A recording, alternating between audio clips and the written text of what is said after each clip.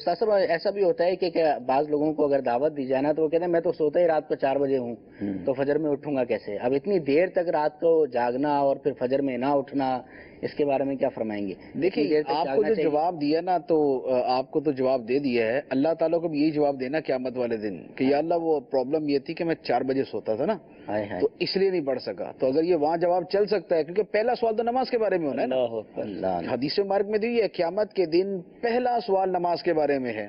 اس میں کامیاب ہوا تو آگے معاملہ چلے گا، اور یہیں سے کام خراب ہو گیا تو اس کے بعد آگے بہت زیادہ گڑبڑ کے چانسز بڑھ جائیں گے. تو کیا اللہ تعالیٰ کی بارگاہ میں یہ جواب دے سکتے ہیں کہ میں جو ہے نا وہ سوتا 4 بجے تھا؟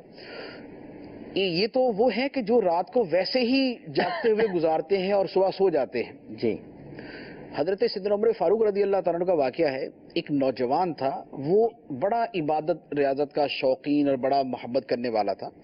چند ایک دن سیدنا عمر فاروق رضی اللہ تعالیٰ عنہ نے اس کو فجر کی جماعت میں نہیں دیکھا تو آپ رضی اللہ تعالیٰ عنہ اس کے گھر چلے گئے. وہ زمانے کی بات ہے جب آپ امیر المؤمنین تھے، خلیفۃ المسلمین تھے. اچھا آپ اس نوجوان کے گھر گئے اور اس کی والدہ سے پوچھا کہ آپ کا بیٹا نظر نہیں آ رہا. تو انہوں نے کہا کہ وہ ساری رات نفل پڑھتا رہتا ہے نا تو اس لیے پھر فجر کی نماز گھر پہ پڑھ کے فوراً سو جاتا ہے. اچھا تو سیدنا عمر فاروق رضی اللہ تعالیٰ نے فرمایا کہ فجر کی نماز جماعت سے پڑھنا پوری رات نوافل پڑھنے سے زیادہ اہم اور افضل ہے.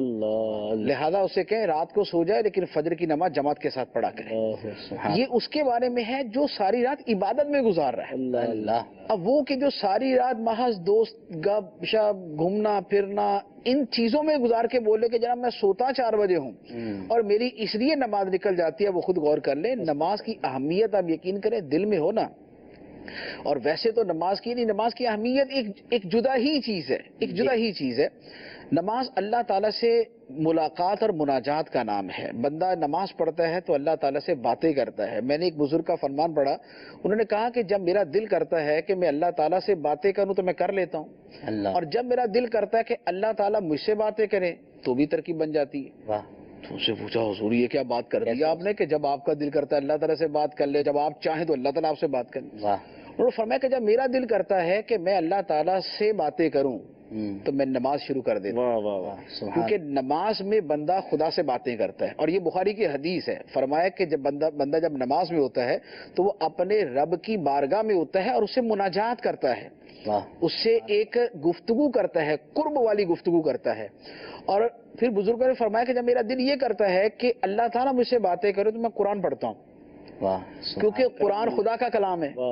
قرآن خدا کا کلام ہے تو جب میں قرآن پڑھتا ہوں تو خدا مجھ سے باتیں کر رہا ہے، خدا مجھ سے کلام فرما رہا ہے. تو نماز یہ ہے، اس کی قدر و اہمیت دل کے اندر ہو تو پھر کسی جیسے وہ بزرگوں کا ہے کہ کسی کی وہ تکبیر اولیٰ نکل گئی یا جماعت نکل گئی تو افسوس کر کے گھر کے اندر بیٹھ گئے اور کہا کہ افسوس کے میرا بیٹا فوت ہوا تو پورا شہر جو ہے میری تعزیت کے لیے آ گیا اور میری جماعت یا تکبیر اولیٰ نکل گئی، اور افسوس کہ صرف فلاں صاحب میرے ساتھ تعزیت کرنے کے لیے ہے کہ یار آپ کی وہ جماعت نکل گئی.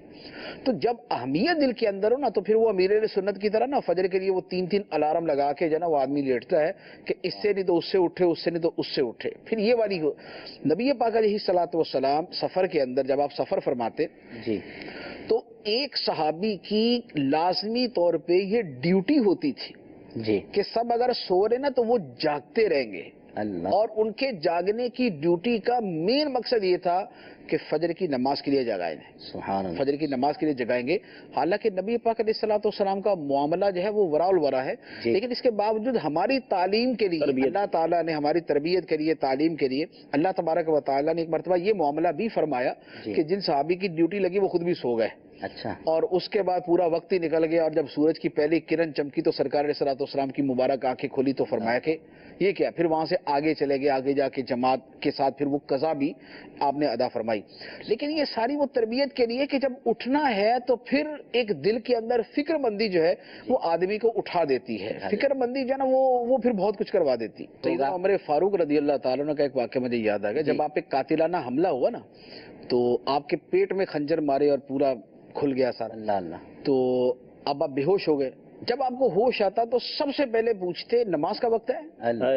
نماز کا وقت ہے؟ زخمی حالت میں تو جب بار بار پوچھا نا تو کسی نے جب آگے سے کوئی معروضات پیش کی تو فرمایا کہ اس شخص کا کیا دین ہے جس کے اندر نماز ہی نہیں، اس بندے کا دین ہے کیا جس کے اندر نماز نہیں آتی، نماز نہیں پڑھتا۔ تو اس حالت کے اندر بھی نماز کا یہ اچھا، بعض بزرگوں کے بارے میں یہ ہے کہ ہوش میں آئے تو ہوش میں آتے ساتھ ہی نماز کا پوچھا، اچھا نماز پڑھی، پھر دوبارہ استغراق میں چلے گئے یا بے ہوش ہو گئے، پھر آنکھ کھلی تو دوبارہ اسی نماز کا پوچھ کے پھر پڑھنا شروع کر دی، پھر پڑھنا شروع کر دی، پھر پڑھنا شروع کر، ایک ہی نماز چار مرتبہ پڑھی کہ پہلی نماز پڑھے ہوئے سے ذہول ہو جاتا تھا، یعنی ذہن اس سے ہٹ جاتا تھا تو دوبارہ اس کو پڑھ لیتے تھے۔ اسی طرح بعض بزرگوں کا یہ تھا کہ حالت نزا کے اندر بھی ان کو بعضوں نے دیکھا تو وہ حالت نزا کے اندر بھی نا جیسے وضو کر رہے ہیں جی، اس انداز کے اندر ان کے وہ ہاتھ پاؤں جو ہے نا وہ حرکت کر رہے کہ جیسے نماز کے لیے تیاری کر رہے اور وضو کر رہے ہیں۔ سبحان اللہ۔